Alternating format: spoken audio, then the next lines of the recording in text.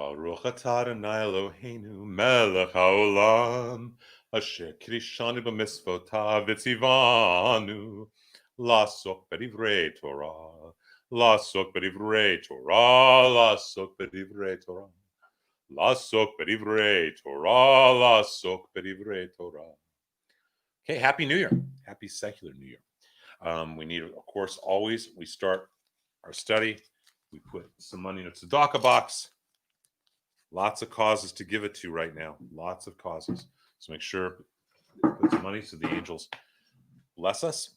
And we're going to segue, come back into where we left off last time, which I think was 3 weeks ago, as we took off for this winter break. So a couple things. There is Talmud and Tobacco this Wednesday night. The topic will be environment, animal rights in Judaism. It's in honor of Tu B'Shvat, which is the first ecological holiday in Western culture. It's a Jewish holiday. This year it's on the evening of January 27th. We have Shabbat services this coming Friday, and we're all back up. You can find the calendar on our website, nersimcha.org. If you haven't signed up for the email list, please do. You can do it there, I believe. So we can start moving forward with this New Year of 2021.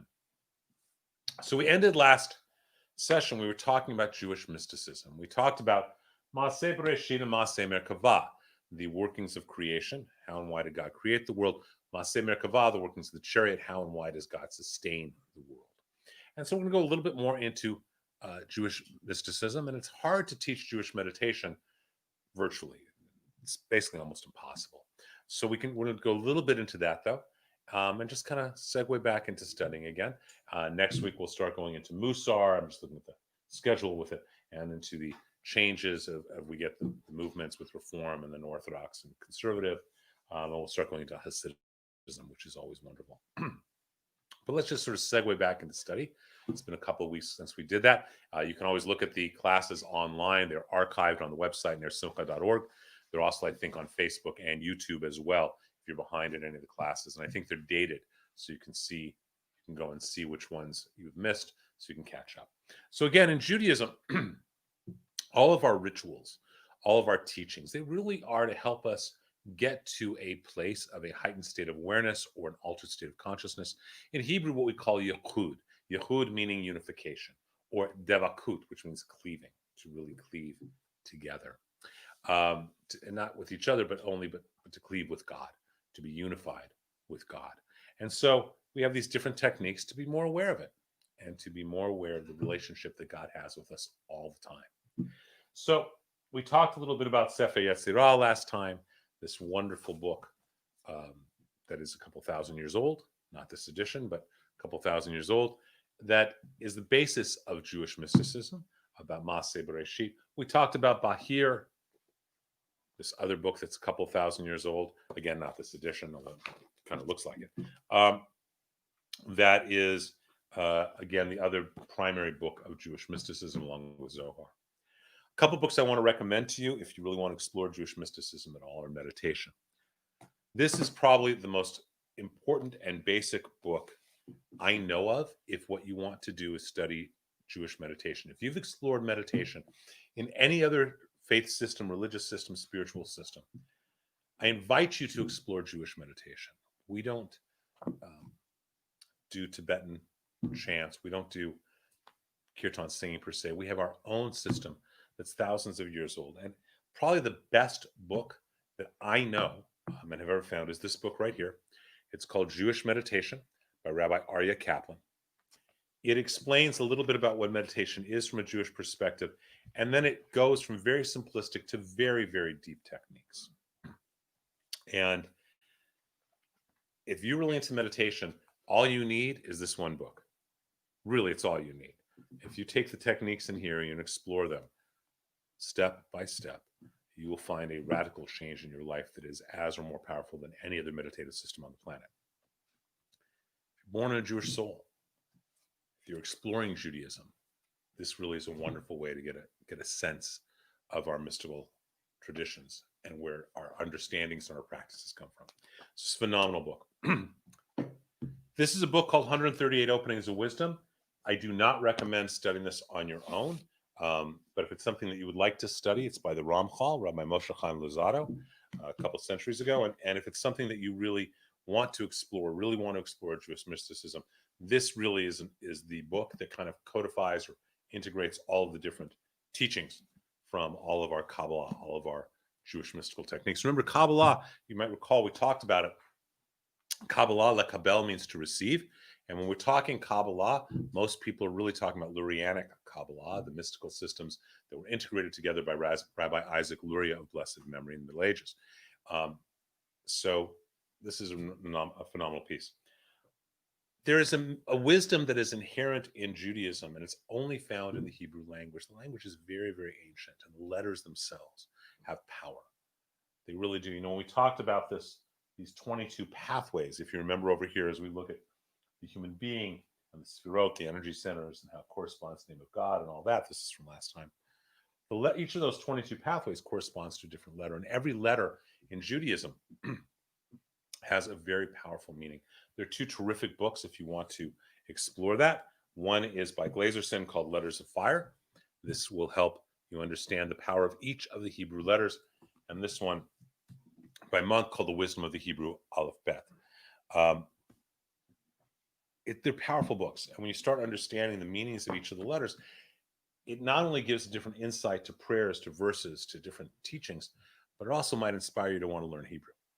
Not necessarily conversational Hebrew, but at least biblical Hebrew, at least reading Hebrew well enough so you can spot certain patterns and see certain things to deepen your experience of any prayer or any ritual. So those are some good reading material to start with. We talked about how everything's based on the four-letter name of God. And we talked about the 10 Sefirot. Remember, we had the energy centers.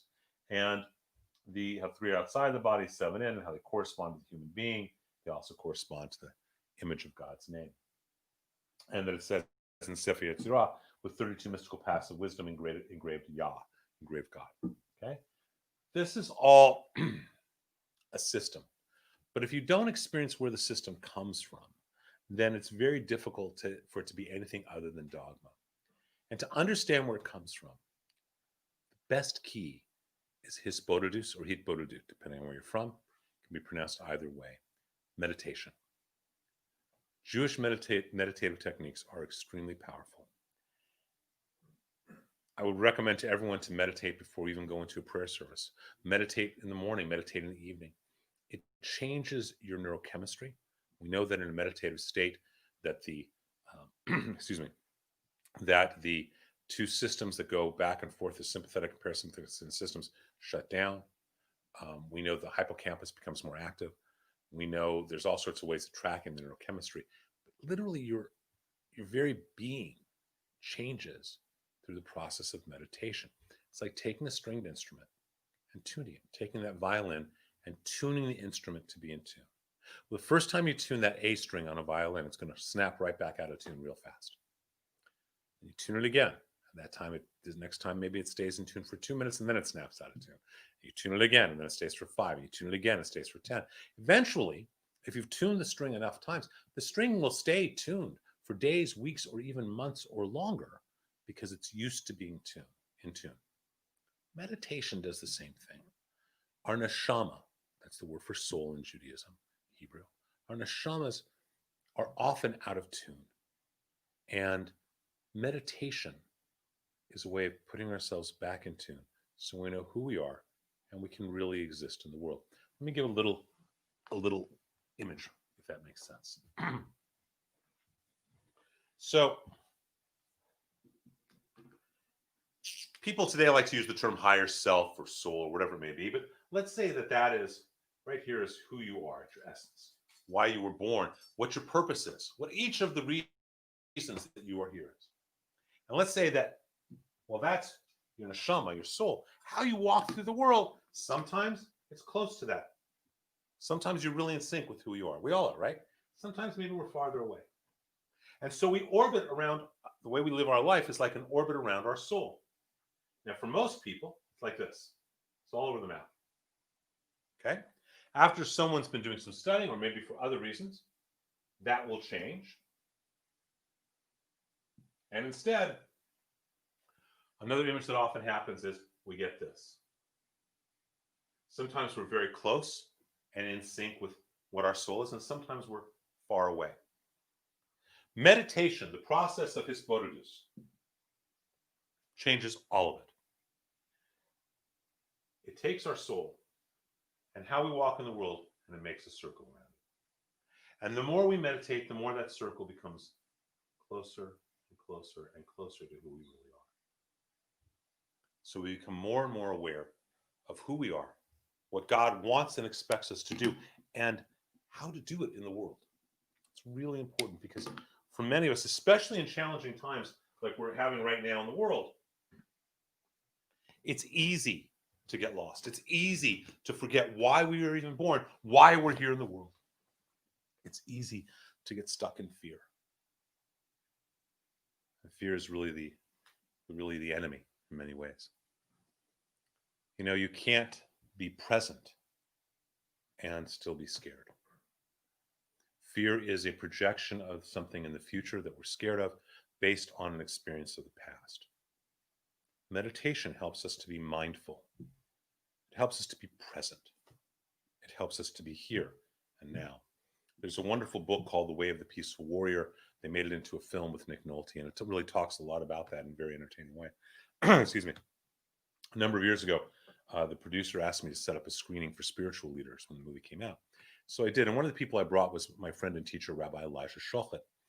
And Rabbi Shochet was there for the screening. Before the movie screened, the producer of the movie said, I want you to know this is not a religious film, it's a spiritual film. And then they showed the film. And Rabbi Shochet, afterwards, there was a dialogue with the different elders, different leaders. And Rabbi Shochet raised his hand, and as only he said, with all due respect, you're wrong, he said to the producer. This is a deeply religious movie. Because at our essence, all religions, including and especially Judaism, are about being able to be present. Remember from the first class, we talked about Hineni, I am present. Then when God says, where are you? We say, I am present. But we need to have the techniques to get present, to be aware of being here and now. Someone asks you the time, time's always the same. It's now. Where are you? Here. So meditative techniques in Judaism are all about being more aware of here, now, being able to say, I am present, being able to say, Hineni. And as a result, being able to have a unification with God. That's why meditation is so important, this concept of hisbodedus. So I want to spend a little time on a little bit of meditation, even though it's really, we can't demonstrate or teach it here because we're not in person. It makes it very, very difficult. Again, if you have a question, feel free to type it in on our website, on Facebook, on YouTube, whatever media alternative you're using. There's a wonderful meditative technique, and it is called a triangle breath. You see I have the image there. So the idea is to think of our breath as a triangle, that we inhale, we exhale, and we hold with our lungs empty. That may sound weird. Most people in Western culture, if you say, please hold your breath, they'll go like this. And they're all tight, right? They're very tight. And I've taught this to Major League Baseball teams, to NCAA athletes, to all sorts of different executives, these kind of techniques. Peak performance does not happen when we're all tight. It happens when we're at 80 to 90%, when we're loose a little bit and we're focused. So a triangle breath is a technique to get us there. The idea is that you inhale to a count of 4, you exhale to a count of 4, and then you hold your breath with your lungs empty for another count of 4. You inhale through your nose, you exhale through your mouth. If you have the energy and the presence to remember it, put the tip of your tongue back against the top of your front teeth as you're inhaling as well. So it looks something like this.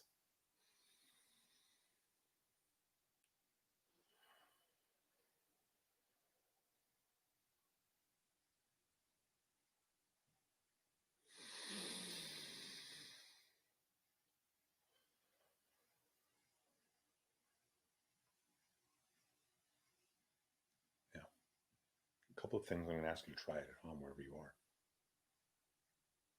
First of all, when you inhale, you want to fill up the bottom lobes of your lung first, not the top. There's 3 parts of your lungs, 3 lobes. You want to get the bottom first. So like a glass of water is filled up from the bottom first. You're going to fill it from the air from here up. So it's, and then you exhale the other way coming down. That's the largest part of your lungs, the part that you really want to oxygenate. That's number one. It's called belly breathing. You want to make sure that you breathe, excuse me, through your belly. Excuse me.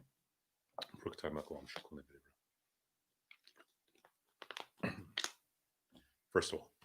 Second of all, you're eventually going to want to make those triangles get longer and longer. So instead of being 1, 2, 3, 4, it's going to be 1, 2, 3, 4, and so on. Third of all, the first part to do, even before doing triangle breathing, is to just sit and breathe a little bit from your stomach.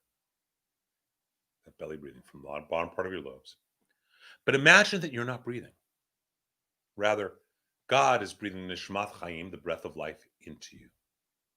You're not exhaling. God's taking the breath from you. So we are truly lekabel. We are receiving God's breath. Now, if you've ever been out of breath, you know that how powerful breath is, and that it really is a gift from God every moment. When we're born, God breathes the breath of life into us. The rest of our lives, God is taking the breath from us and putting it back in like a balloon. And then when we die, God takes the breath out and doesn't put it back in. It's a different way of viewing the world. We normally think of ourselves as inhaling. Instead, what I'm asking you to do is reframe everything. Instead, think about the idea of I'm not breathing, I'm being breathed. I'm not inhaling. God is exhaling. God is blowing the nishmat chaim, the breath of life, into me. Okay? So as you breathe a few times, as you're sitting right now, and you try to breathe, instead of thinking of yourself as inhaling, just doing normal breathing, think of yourself not as breathing, but as God breathing. So God's blowing into us, and then takes the breath from us. Again, blows into us, takes it from us. Just doing that a few times, you will find a few things happen. You'll feel more centered. Your peripheral vision will increase 5 to 15%. Your sound, your oral skills, your ability to hear will also increase. And just to put an understanding, if through meditative techniques, we can increase our perceptive ability, even 10%, that's the difference between good and excellent. That's the difference between a baseball pitcher throwing a 90-mile-an-hour fastball and a 99-mile-an-hour fastball. That's the difference between a guy hitting 200 in baseball and hitting 240. It changes everything. You know, a little bit of percentage makes a huge difference. In the book of Job, it says water wears away stone. The more we do this, the more powerful it becomes. So for a moment while at your home, what I'd like you to try and do, as hard as this is over a video camera, is for a moment, start to inhale and exhale, but think of yourself not as inhaling, but God's blowing into you, and not as exhaling, but God's taking the breath from you. So it's, and then God takes the breath back out. God blows it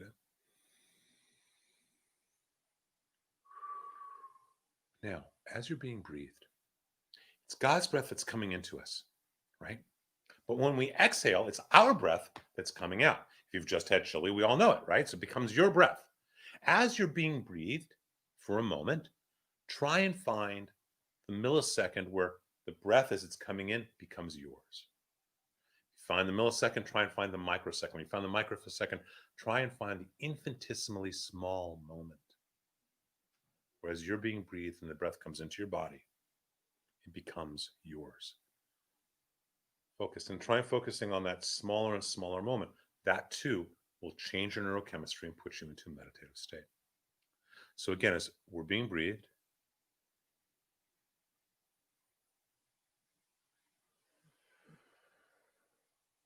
God blows into us,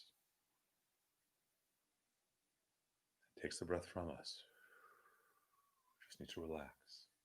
It's good not to cross our hands or our legs while we're doing this. You know, different traditions teach about you should sit in this position or that position. Judaism is a little bit more casual in terms of we recognize that every tradition has their own techniques of how they posture their bodies. We do as well. But to begin, you don't need to worry about it. You can be laying down. Eventually, we would learn, if we're taking an entire class in meditation, we would learn about the power of each of the fingers, how they relate to the 10 sefirot, how they relate to the 4 elements, how they relate as a combination to the entire Eitz Chaim, the tree of life, and how to bring them together in different purposes and different hand knots to create things. We can learn how to enhance our dreams, all sorts of things. But this is just basic to understand a little bit about Jewish meditative techniques. So we're going to do that breathing. And now what I'm going to ask you to do is inhale to a count of 4. Again, now you're not inhaling, God's blowing it in. Exhale to a count of 4. You're not exhaling, God's taking the breath from you.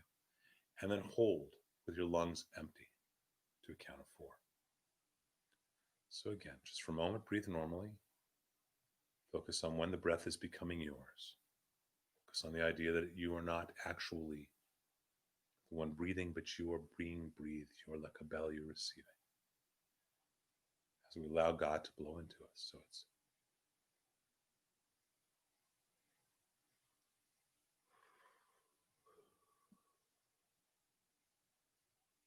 hold with our lungs empty. Inhale. Exhale. Hold. Slow down a little. Inhale.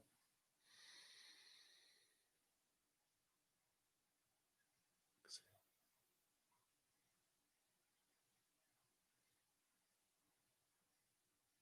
Hold.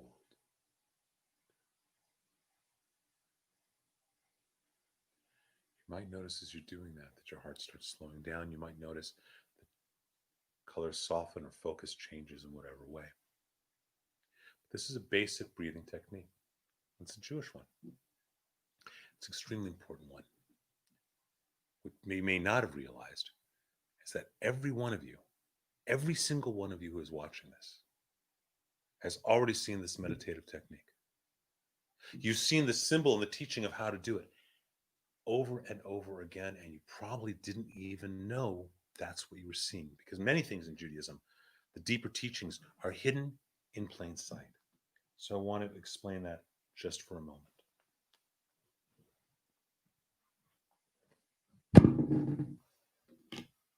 So when God is inhaling, when we are inhaling, what's really happening, if we remember, right, is God is exhaling.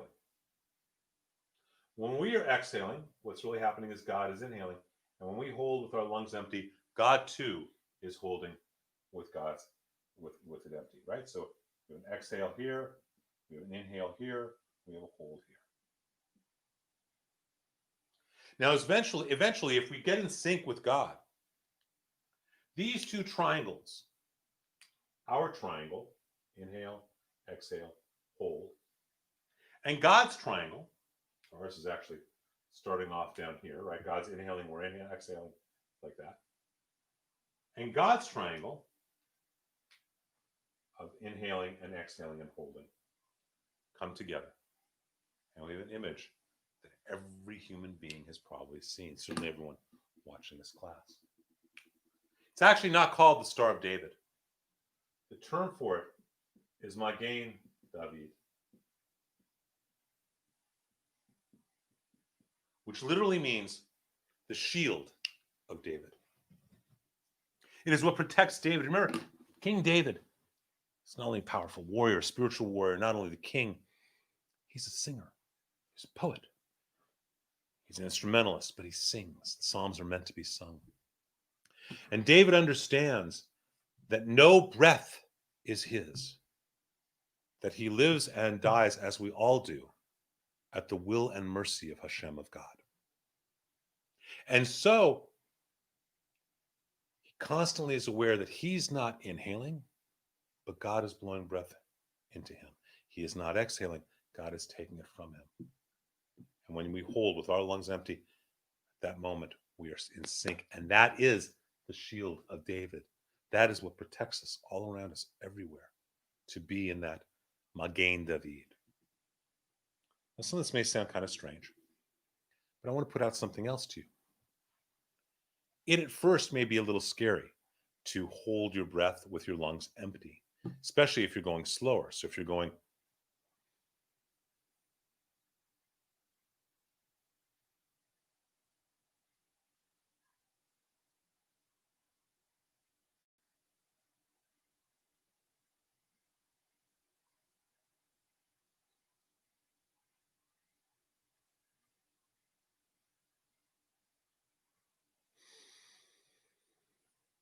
okay, so especially if you're going at a slower and slower pace, it can get scary for people to have their lungs empty. But if you've ever been around a newborn baby or someone who is dying, that's the natural way to breathe. If you're a parent, maybe remember being around your newborn infant and then go inhale, exhale, and they'd hold it with their lungs empty. They go, and you'd be waiting for them to breathe and then go, and then they'd pause again. That's the natural way of breathing. If you're around someone who's dying, hospice nurses can see this. A lot of people say, how does the hospice nurse know that someone's getting closer to death? It's because the period with their lungs empty, with their holding, gets longer and longer. But if you're around someone when they die, as they're breathing, you'll see their breathing goes, and that pause with the lungs empty becomes longer and longer.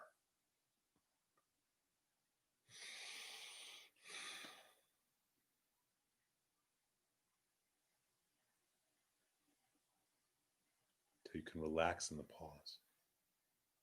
That's the essence, the teaching of what the Magen David is really about. That not Star of David, but that shield of David that we've all grown up with. That's really what it's about. Recognizing that every breath is a partnership, a gift of mouth-to-mouth resuscitation from God with each of us. So neurophysiologists have determined that if we do a practice 12 for 12 minutes, for some reason that 12 minutes encodes it in our being more deeply. What I want to recommend to you, set an egg timer or your timer on your phone and set it for 12 minutes and just practice this breathing technique. Ideally twice a day. You may find your whole life changes within a few weeks or a few months. So much so that you really enjoy it more and more, and you can't wait to do that. This is a simple technique of triangle breathing. One of the things that it will do is help you as you become more and more from just that one triangle, but more and more into the Magen David. It will help you be aware of your partnership with God, and more until you are aware of Yehud, unification with God. It's a simple technique. The basis of it, though, is all right there. It's our nefesh, our ruach, and the Shema. It is all right there. And it's used, by the way, in other cultures as well. There are some cultures in the Far East that use a similar breathing technique, although they don't necessarily focus on it being receptive of God. For us, part of it is allow yourself to be receptive. And in that, the essence will happen and make sense. So that is a simple way of understanding breath, a simple meditative technique. Another way of looking at meditation, and again, some of these you'll find in here, is to look at a letter or look at a phrase and say it over and over, a biblical phrase, over and over and over. Okay? And one of those biblical phrases I do want to put out to you to think about is the Shema. Now, for those of you who don't know, I'm going to erase a lot of this right now. The Shema is called the watchword of the Jewish people. The Shema is in Torah, and it is the prayer we say when we wake up. It is also a prayer, the last thing we are to say before we die. We say it before we go to sleep. And for those of you who are not familiar with it, the words are Shema, which means listen, Yisrael, you people who wrestle with God, the name of our tribe, Adonai, or Hashem, that four-letter name of God, Eloheinu, which means our God, Hashem, or Adonai, and then Echad, meaning one. So what it actually means is, listen, Israel. That's everybody. God is our God. God is one. Now, this can be interpreted a lot of ways. There's some wonderful books on the Shema. The idea that Rabbi Stan Levy actually once made a comment that really what we're saying is, listen, you people of Israel, the God you see outside in the world, Eloheinu, and the God you see inside yourself, these are one and the same. It's a nice interpretation. We often say that it's where everything is unified, where we're aware of the unification with God. But this is also a personal meditation. We need to look at that for a moment. So everyone has a Hebrew name, whether you know it or not. But we'll start, if you don't know your Hebrew name, you can do it with your English. And again, focusing on breath. Again, if there's a question, feel free to ping it onto the computer. Shema, listen. Your name. Now remember, the prayer says Yisrael because it's talking to all of Israel. But if it's just a personal dialogue between God and you, well, it's your name. So for me, it's Moshe Yisrael. That's my Hebrew name. Eloheinu, Shema Yisrael, Hashem. Eloheinu means our God. But if it's just a personal meditation, a personal dialogue with God, God wouldn't be saying, hey, listen, Joey, God, our God, be Elohai, my God, right? So Elohai becomes my God. So Shema Yisrael, Hashem Elohai. Hashem Echad.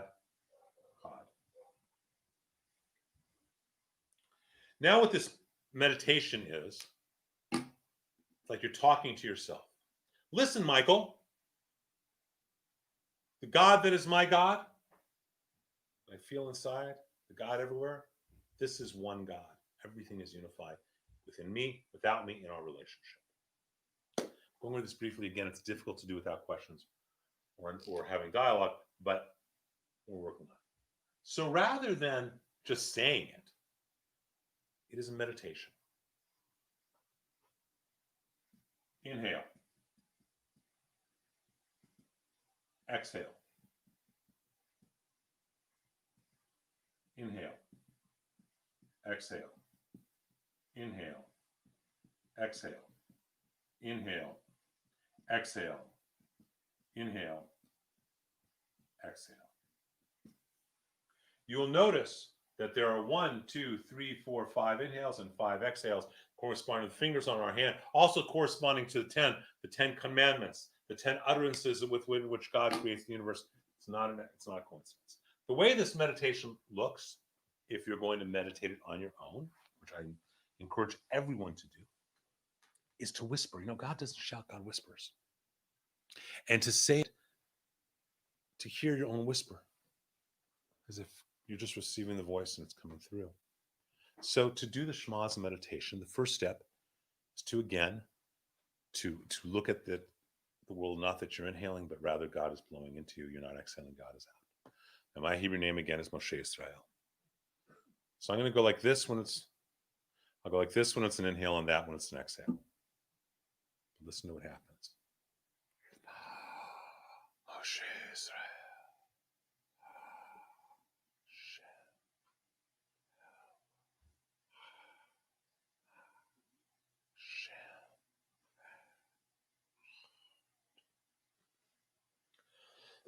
Excuse me. The idea being that we're inhaling and exhaling the prayer. If you do this as a personal meditation, before you do your own davening, before if you're in a kahal in a community, before you say the Shema and the Ve'ahavta in the prayer service, you wrap yourself in your talit, or just in yourself, breathe. If you do this meditation before you even say as a community the Shema, you will find the Shema being that much more powerful as a community. You can do this as a meditation for hours. It's very powerful. Again, watch the inhales and the exhales. I'm trying to do them loud, which is hard because I'm inhaling as well as I'm trying to say it. So.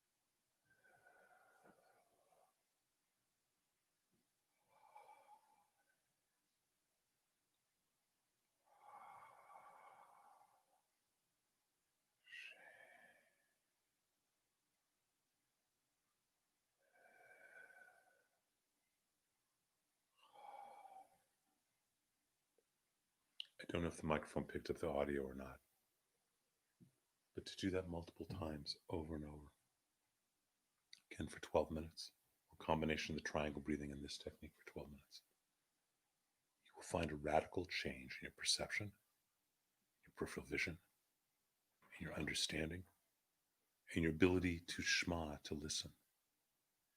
You will find a radical change if you do this repeatedly over every day for weeks or months. You will see a change in your level of being balanced. It is so important to do meditation, and these are two really powerful techniques.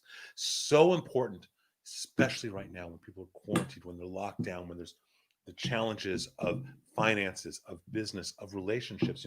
We got to walk around, and as we walk around, we're supposed to keep these things over our face, right? How do you communicate when this is over my face? How do I let God breathe into me so easily when I'm putting up a barrier? These are so challenging to having relationship of human to human that it becomes all the more important that we meditate and we keep our centers during these challenging times, so that the orbit that we talked about isn't all over the map, but rather we stay in orbit around our neshama, around our soul. We walk our talk with integrity, with impeccability.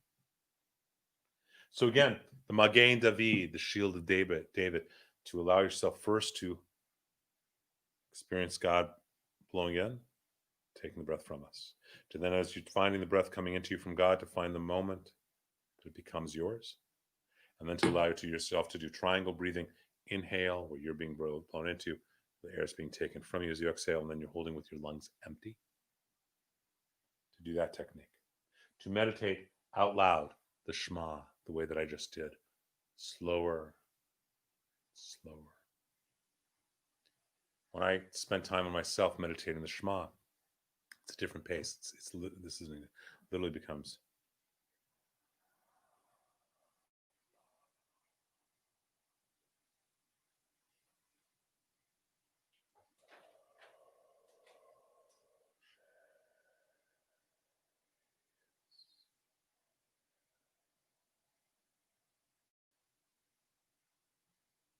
that kind of pace. So really allow yourself to slow it down. So you get more and more comfortable with it. Slow it down more and more until you really can allow yourself to listen, Shema, to what God is trying to say to you.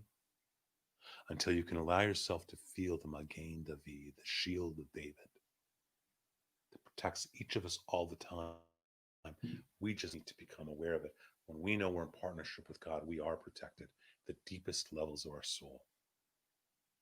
And so I really want to encourage everyone to do that. I think that's a good place to stop for this evening, because just to do that practice, just do it 12 minutes a day from now till next week. I'd love to get emails. You can email events@nersimcha.org. You can email, you can email rabbi@nersimcha.org. It'll get directly to me. I won't have to go through someone else. Write your comments down about how this is meaningful to you or not. You can always email me for questions, but I really want to encourage everyone. This is a deep part of our tradition. This is Bodhidut, to explore it. You don't need to go to a yoga class or to a kirtan or Buddhist class or a workshop with Tony Robbins or Marianne Williamson or Buddhist Kyoto monks. And I'm not discounting any of those. They're all very beautiful to their levels.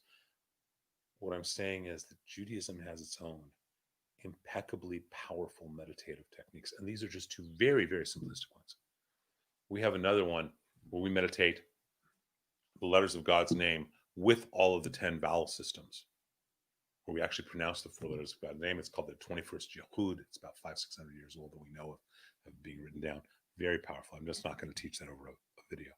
But these are some of the things to explore. It will deepen your awareness and your love and your appreciation for our faith and our tradition. So I really want to encourage you to do that. Hopefully we'll get together. We'll all be together next week, B'ezrat Hashem, with God's help, for we'll do a class that will deal a little bit with Reformation and a lot with Hasidism, which is one of my favorites, favorite topics. They're all my favorite topics, I guess. And again, if you have an issue, question, email either the temple at events at Ner Simcha, they'll get it to me, or me personally at rabbi@nersimcha.org. Wednesday night, we have Talmud and Tobacco. The topic is the environment and, Jewish relationship with environment, animal rights and responsibilities, etc. And Friday evening, we'll have a beautiful Shabbat service, both streamed and, as always, streamed and live at our sanctuary. We do practice social distancing. We have a big enough sanctuary that every family and community can be far away from each other. So I want to encourage you to come to each of those. Thank you again. I hope everyone had a safe Hanukkah, a safe New Year's, and that we will see each other, if not during this week, then again next week. Thank you for being good and letting me say these things. I look forward to seeing everyone in the upcoming days. Thanks.